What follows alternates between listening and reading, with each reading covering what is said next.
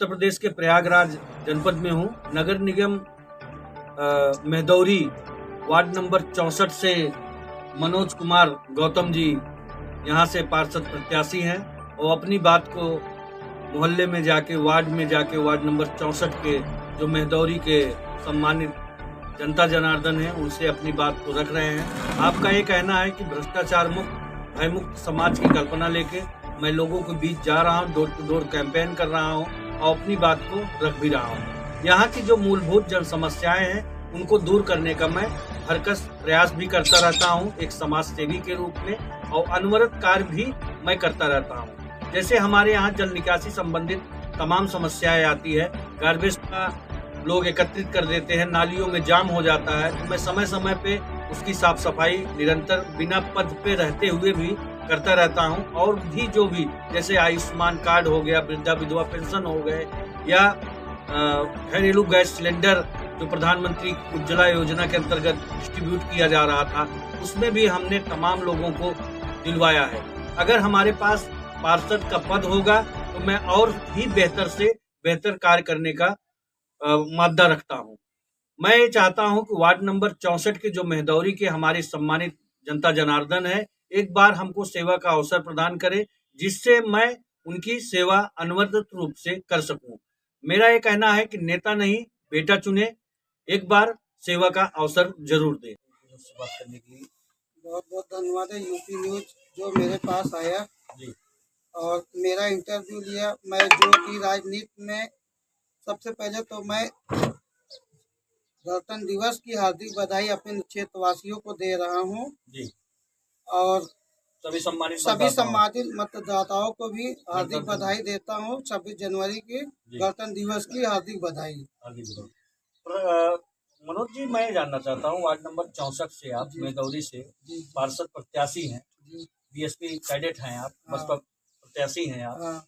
मैं जानना चाहता हूं कि डेंगू का कहर चरम पे था, समुचित वार्डों में फॉगिंग की व्यवस्था नहीं हो पाई। अभी जब मैं मोहल्ले में आपके टहल रहा था तो लोगों ने मुझे बताया, अगर आप पार्षद यहाँ से चुन के आते हैं तो इन सब कार्यों को किस तरह से आप, अगर जनता हमें मौका देगी जी तो ये कार्य तो मैं बिना पद पे रहे हुए पूरे वार्डों में, अपने ही वार्ड में, और अंततः जो भी वार्ड मेरे वार्ड में नहीं भी था वहाँ भी मेरी सुविधा अगर लगी तो मैं वहाँ भी फॉकिंग कराया, अपने वार्ड में भी मैंने फॉकिंग कराया। और उसके बावजूद जो है मैंने 3 तो शिविर लगाया आई कैंप का, और शिविर कैंप लगवाया। हाँ, निःशुल्क शिविर कैंप भी लगवाया हूँ। इधर अभी लोगों का मैंने खाता भी खुलवाया, ये नेक्स्ट 2 दिन पहले।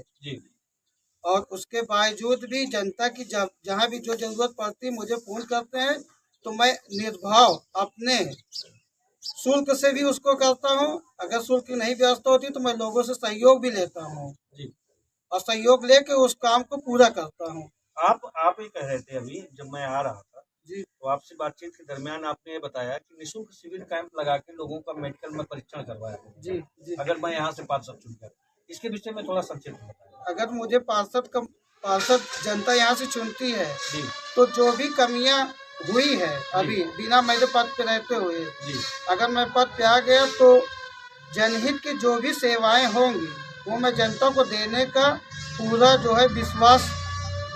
निःशुल्क शिविर कैंप लगा के निःशुल्क लोगों को दवा वितरण करवाने का काम। निःशुल्क दवा तो वितरण कराऊंगा अभी, और उसके बावजूद जो भी मौका मिलेगा जनता के हित के लिए मैं सारे काम करूंगा। सारे कार्य आप करते रहे। हाँ, पेट में जाते हैं। जी। शुद्ध पेयजल न होने के कारण अगर मेहदौरी 64 से आप पार्षद चुन के आते हैं तो शुद्ध पेयजल के लिए आप क्या व्यवस्था?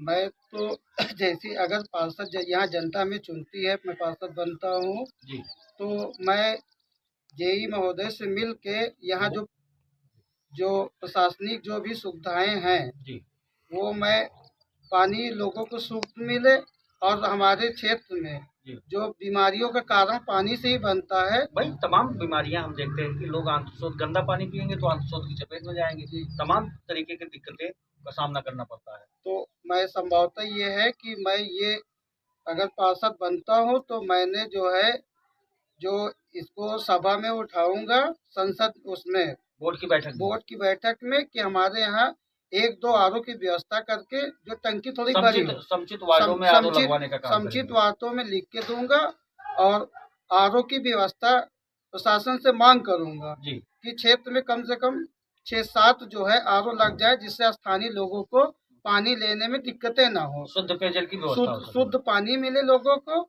और जो है जो अगर शुद्ध पानी पिएंगे तो उसके बाद बीमार कम होंगे लोग।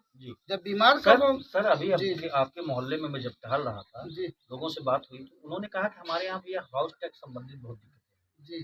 अगर आप यहाँ से पार्षद चुन के आते हैं तो हाउस टैक्स संबंधित पे आप क्या काम कर रहे हैं? अगर पार्षद जनता में चुनती है तो ये समस्याओं को जो है मैं अपने उसमें वोट में इस आवाज को उठाऊंगा और लोगों के जनहित को देखते हुए मैं इस पे लोग जनता के बीच में जाके मैं टैक्स का भी जो है वो भी काम कराऊंगा। बोर्ड की बैठक में आप इस बात को उठाएंगे कि कम से कम लोगों को? जी बोर्ड की बैठक में उठाऊंगा भी। उसके बाद भी मैं स्वयं अधिकारियों से मिल के बोर्ड की बैठक में तो जो उठाऊंगा फिर, और उसके बाद जनता के हित के लिए जो भी शुल्क लगेगा टैक्स का कम से कम हाउस टैक्स का जलकर हाउस टैक्स की व्यवस्था जो वहाँ पे जो भी होगी उसके बावजूद मैं अपने वार्डों में कैंप लगवा के कम से कम लोगों को जो है जनता के बीच में उनको कम से कम टैक्स देना पड़े और जनता पीड़ित ना रहे पैसे को लेके। इसमें तो होता क्या कि कभी कभी मैंने देखा 20-20 साल का किसी व्यक्तियों का टैक्स नहीं जमा हुआ है और वो जाता है, उसके बाद जब आता है तो पता चला वो टैक्स को देख कर ही उसके दिमाग में टेंशन बन जाती, वो आत्महत्या कर लेता है। और मैंने तो ऐसे 50 घरों में देखा कि टैक्स के नाम पर वो जो है पैसा नहीं दे पाए, किसी का हार्ट अटैक आ गया, कोई आत्महत्या कर लिया, कोई जहर खा लिया। तो इसमें आप रियायत दिलाने का काम वार्ड के लोगों को करेंगे? जी। आपके यहाँ मैं जब टहल रहा था वार्ड में तो मैंने देखा तमाम तरीके से गार्बेज पॉइंट पड़े हैं। घरों के पास में बकेट की व्यवस्था नहीं है कि कूड़ा निस्तारण के लिए बकेट रखवा दिया जाए जिससे गीला कचरा या सूखा कचरा लोग अपने घरों का उसमें डालें। अगर आप यहाँ से पार्षद चुन के आते हैं, जो बजबजाती नालियां हैं, टूटी फूटी सड़कें हैं, तो इन सब कार्यों को किस तरह से आप देखना चाहेंगे? अगर पार्षद बनता हूँ तो ये जो है जो आपने सवाल जो किया है ये बहुत अच्छा है सवाल है। इस पे मैं आपका बहुत बहुत धन्यवाद देता हूँ कि आपने सवाल बहुत अच्छा किया। मैंने ये अगर मैं पार्षद बनता हूँ तो क्षेत्र में अपने क्षेत्र के वासियों को कूड़े की व्यवस्था जगह जगह जो है बकेट की व्यवस्था कराऊंगा और उसके बावजूद जो गार्बेज पॉइंट है, नालियां हैं, जो नालियां टूटी हुई हैं वो मैंने कई बार लिखा भी है और लिखने के बावजूद भी प्रशासन इस पर ध्यान नहीं दिया पद की एक गरिमा होती है, पद पे अगर होंगे तो शायद अगर जनता ने मुझे उस पद पे लाया तो वो समस्याओं को मैं दूर करने का जो है प्रयास करूंगा। नया निर्माण सीसी रोड, इंटरलॉकिंग और नाली की व्यवस्था भी करेंगे आप?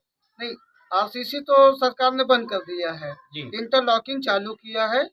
जो अगर मुझे जनता ने मौका दिया तो जगह जगह जो टूटी फूटी सड़कें हैं उसको इंटरलॉकिंग कराऊंगा और जहाँ पक्की रोड है वो PWD विभाग को लिख के दूंगा कि उस रोडों को जो है नया निर्माण किया बेहतर से बेहतर किया जाए, नया निर्माण किया जाए जिससे हमारे जनता को आने जाने में कोई कष्ट न हो। जो बजबजाती नालियां हैं, जो टूटी फूटी नालियां, इनके लिए आपके पास क्या प्रबंधन है? इसके लिए जो है मैं नालियों को संभव जो है प्रयास करूंगा और नई नालियों का निर्माण कराऊंगा। समुचित वार्डों में जो गंदगी का अंबार बना रहता है, इसके लिए आपके पास क्या ठोस प्लान है? इसके लिए साफ सफाई के लिए मैं जो है प्रयास भी करता रहता हूँ। जगह जगह जो भी दिक्कतें रहती हैं मुझे लोग फोन करते हैं तो मैं जाकर उसको समस्याओं को निजात भी दिलाता हूँ लोगों को। हाँ, निजात भी के अंतर्गत आवास आता है निहित गरीब लोगों को, उसमें देखने को मिलता है व्यापक तरीके से भ्रष्टाचार। अगर आप यहाँ से पार्षद चुन के आते हैं वार्ड नंबर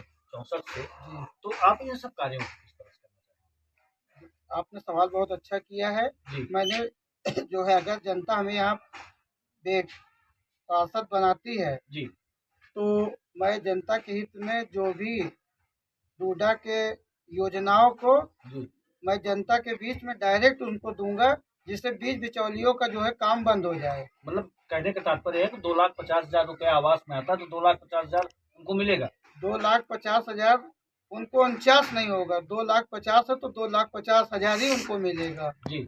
और डूडा में जो है, जो भी अभी तक लोगों ने फार्म भरा, लोगों को नहीं मिला है जी। अगर मैं पार्षद बन जाता हूं तो मैं उनको भली भांति जांच करके ज्यादा से ज्यादा आवास ज्यादा से ज्यादा आवास दिलवाऊंगा, और जो भी वो है जिसको चाहिए उसी को मिलना चाहिए। शौचालय आवास दोनों भी जिन व्यक्ति को जरूरत है उन्हीं को मिलना चाहिए, अन्यथा उसको नहीं मिलना चाहिए जो उसका यूज ही नहीं करे। मूलभूत समस्या है लोगों की। हाँ जी। और जो भी समस्याओं का जो है, अभी जैसे शौचालय की बात आपने कही, बहुत अच्छी बात कही जी। जैसे भी जो लोगों के यहाँ शौचालय नहीं बने हैं जी, अन्यथा लोगों के यहाँ शौचालय हमने पद पे नहीं रह करके भी जो लोगों का शौचालय हमने भरवाया, लोगों का मिला भी जी। और अगर बन जाता हूँ तो जिनके यहाँ नहीं बना है जी, मैं भली प्रयास करूंगा कि उनको जो है शौचालय की सुविधा प्रदान हो और अच्छे से अच्छे कार्य कर सकूं। आपके यहाँ मैं देखा कि काफी मार्केट है पिंक शौचालय, महिलाओं को अगर किसी की तबीयत खराब हो जाती है मार्केट जाते वक्त, या वैसे भी पिंक शौचालय की भी आवश्यकता है, सामुदायिक शौचालय की।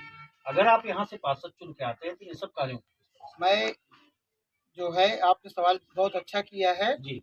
मैं यहाँ से अपने मेंदौरी में जो भी समस्या ये शौचालय की है, सामुदायिक शौचालय की जो समस्याएं है, मैंने देखा है कि घाट से लेके मेन रोड तक ना ही कोई टॉयलेट की व्यवस्था की गई है जी, और ना ही जो है कोई शौचालय की व्यवस्था की गई है जी।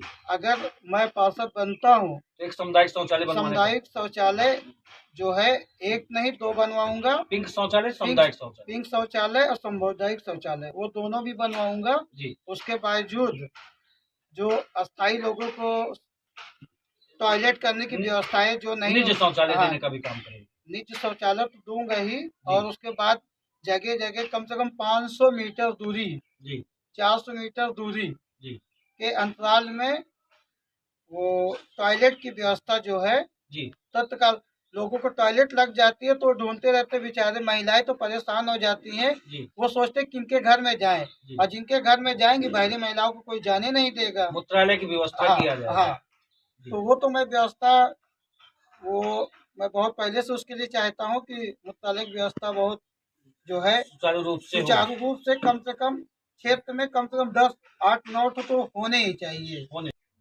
शिक्षा नीति पे बहुत अच्छा आपने सवाल किया कि शिक्षा नीति को जी, मैं तो अगर जनता यहाँ से चुनती, मैं पार्षद बनता हूँ तो सबसे पहले जी यहाँ जो है प्राथमिक विद्यालय को, पूर्व माध्यमिक विद्यालय जो है उसको जो है मैं इंग्लिश मीडियम के जो बच्चे जाते हैं मॉडल विद्यालय बनाने का काम करूंगा, और जिलाधिकारी से मिलके जी मैं ये प्राथमिक विद्यालय को और पूर्व माध्यमिक विद्यालय को दोनों को जो है, आज तो शिक्षा का स्तर इतना जो है महंगा होता जा रहा है कि गरीब आदमी अपने बच्चों को इंग्लिश मीडियम में पढ़ा ही नहीं सकता है। अच्छा, कॉन्वेंट का जो स्तर है उतना बेहतर है भी तो नहीं जी, सब इंटर ग्रेजुएट और 2 महीने 3 महीने बाद टीचर निकाल दिए जाते हैं जी जी। जो आपके प्राथमिक विद्यालय में टीचर है सब बीएड, बीपीएड, डीएलएड बढ़िया प्रशिक्षित टीचर हैं जी। तो